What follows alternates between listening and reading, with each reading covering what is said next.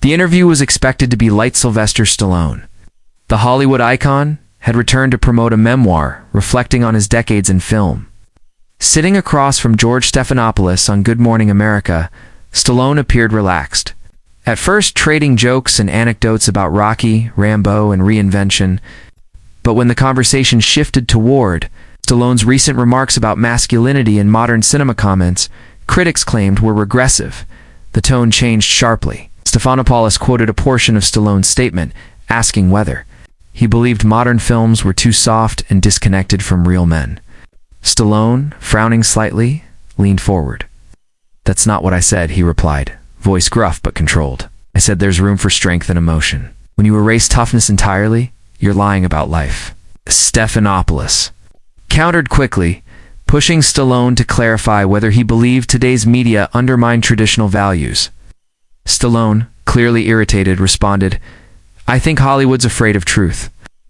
We went from inspiring people to apologizing for being strong."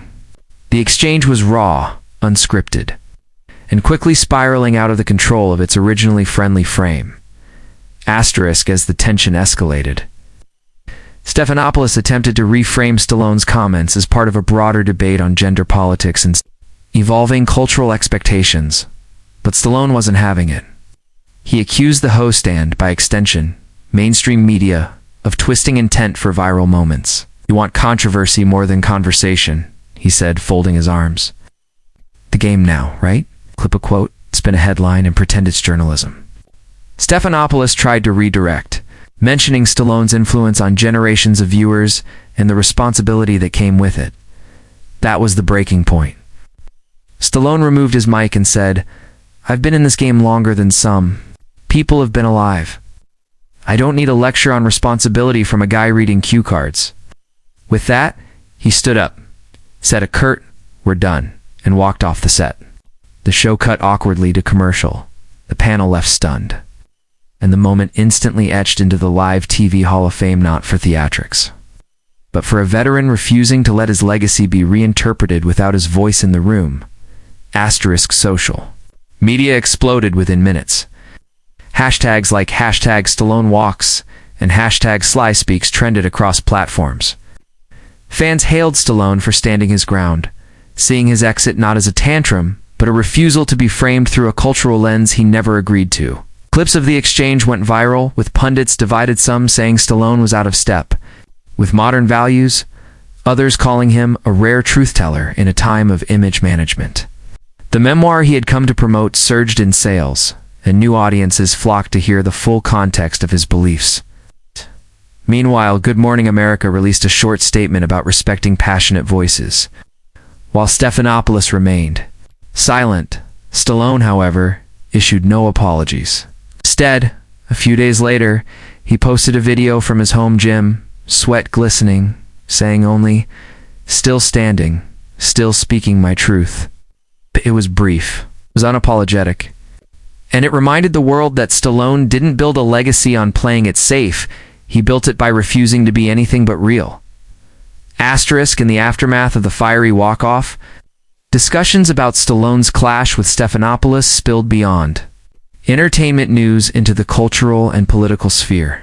Opinion writers debated whether Stallone's views were relics of a bygone era or reflections of a silenced majority tired of carefully curated narratives.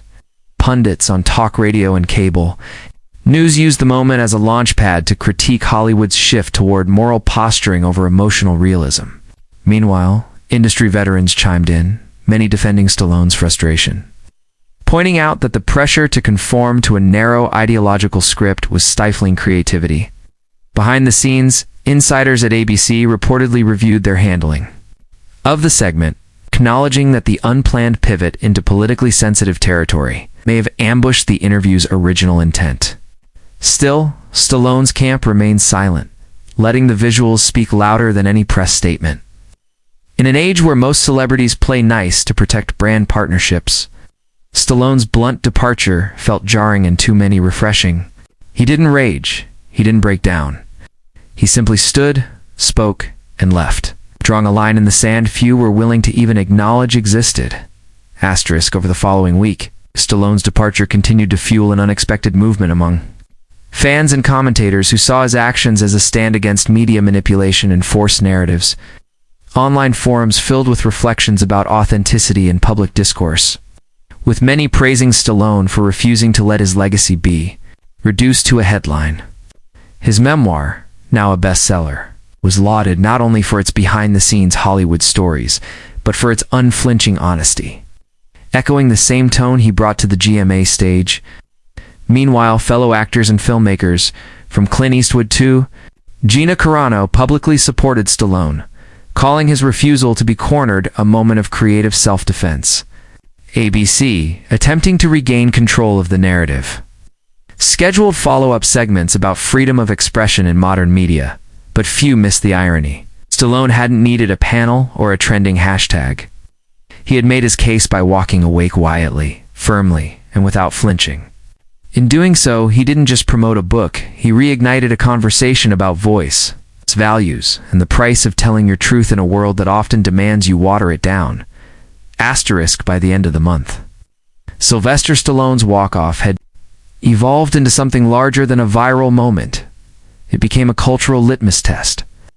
Documentaries, podcasts, and long-form essays dissected the exchange as a case study in generational tension, the evolving definition of masculinity, and the role media plays in shaping or distorting a narrative. Stallone never returned to clarify his position, nor did he need to. His silence became part of the statement, a refusal to be baited into a back and forth he knew would only flatten what he stood for. For many, it wasn't just what Stallone said that resonated, but how he chose to say it, not with rage or apology, but with the calm certainty of a man who'd spent a lifetime defying expectations. Whether viewers agreed with his stance or not, they recognized the power in his conviction.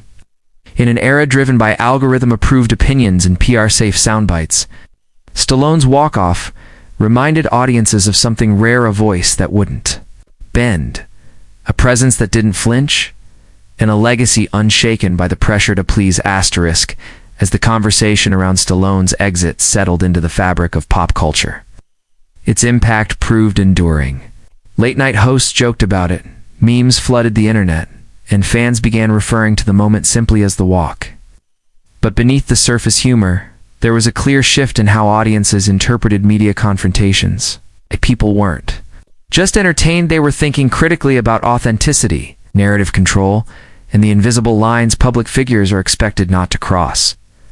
Stallone, for his part, remained entirely focused on his work. He resumed shooting his latest film, declining interviews that requested reaction to the incident. His team issued no clarifications, no rebuttals, just updates on projects, book signings, and fan meet and greets that drew record attendance. To his supporters, this unwavering focus was its own form of resistance, a refusal to let a single moment redefine a career built on grit, perseverance, and truth-telling. Whether seen as controversial or courageous, Stallone's walk-off stood as a reminder that integrity in the public eye isn't about appeasing every audience. It's about knowing when to speak, when to listen, and when to simply walk away. Asterisk.